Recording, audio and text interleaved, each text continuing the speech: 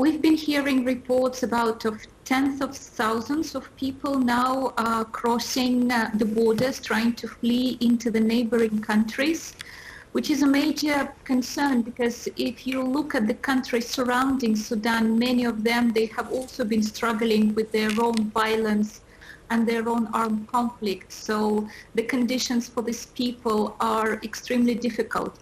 But for us as a humanitarian agency, the main focus is trying to get help to those people who are still in Sudan as quickly as we can. Yes, and I'd like to talk to you about that in a moment.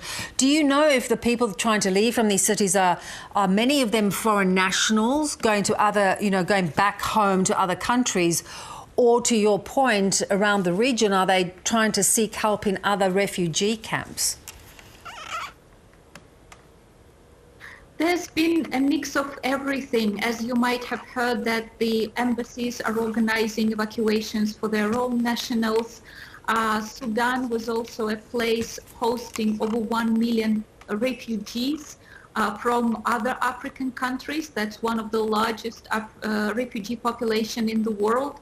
Some of the people are trying to go back to their countries of origin, for example, South Sudan, but there are also Sudanese citizens who decide to flee for safety. So right now, the reports we're hearing is that the situation at the borders is chaotic as people are running for their lives. Yeah.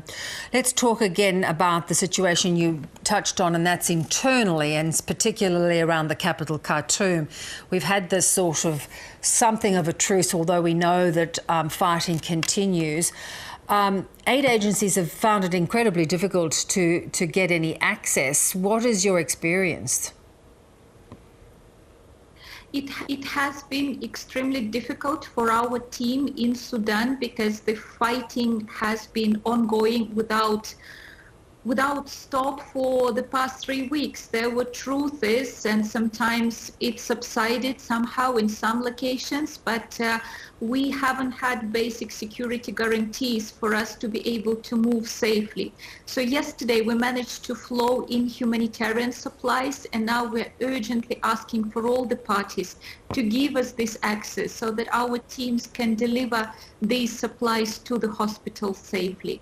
So is it mainly medical supplies that you're focusing on? I mean, we understand that there's a lack of water and even the most basics, fuel, etc. The needs are enormous and they grow every single day as this fighting continues. We are hearing about the acute shortages of food, water. The fuel prices are going up and there are shortages of fuel. It's extremely difficult just like simply to move around.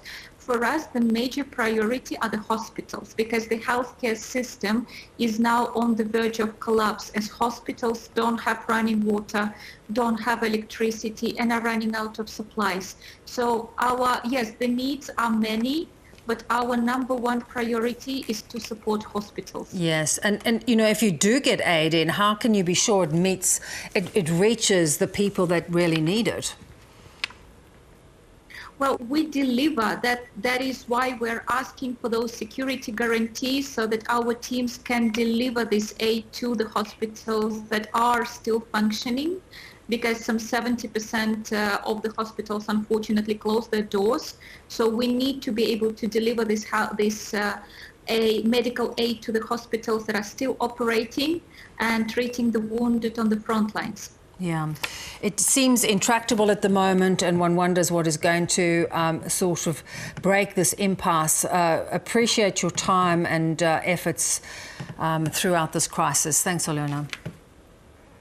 Thank you.